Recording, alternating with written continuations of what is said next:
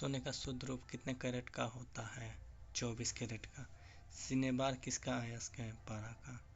शरीर के ताप का नियंत्रण किसके द्वारा होता है? हाइपोथैलेमस द्वारा। लाल अस्थि मज्जा में किसका निर्माण होता है? लाल रक्त कणिकाओं का। केशेरुंड में कितनी हड्डियां होती है? 33 हड्डियां। बीसीजी का पूरा नाम क्या है? Bacillus क्लेमेटे-गुएरीन।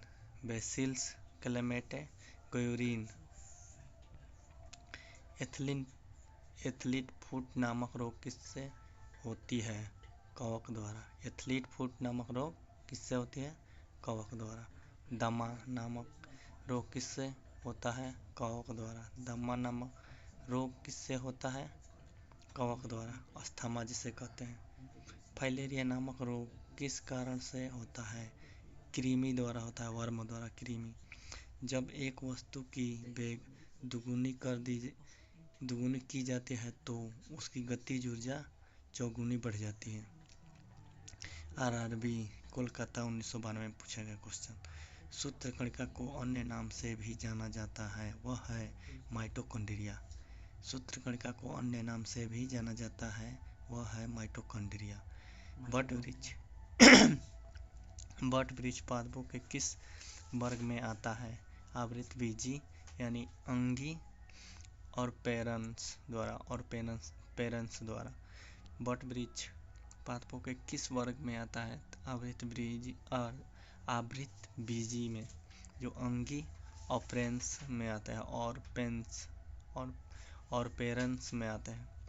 Flame of the forest का क्या अर्थ है? फ्लेम ऑफ द फॉरेस्ट का क्या अर्थ क्या है? वन की ज्वाला।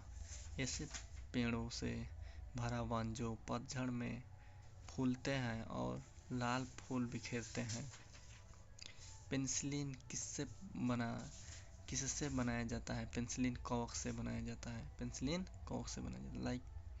लाइकेन को दो जीवधारियों का सहजीवी सहचर्य समझा जाता है, वो दो जीव कौन कौन से हैं?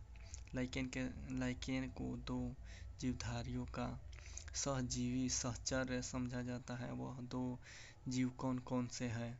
शैवाल एवं कवक हैं। कौन कौन? शैवाल एवं कवक।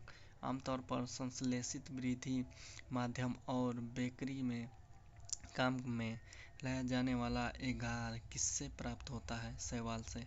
आमतौर पर संश्लेषित वृद्धि माध्यम और बेकरी में काम में लाया जाने वाला एगार किससे प्राप्त होता है? तो शैवाल से।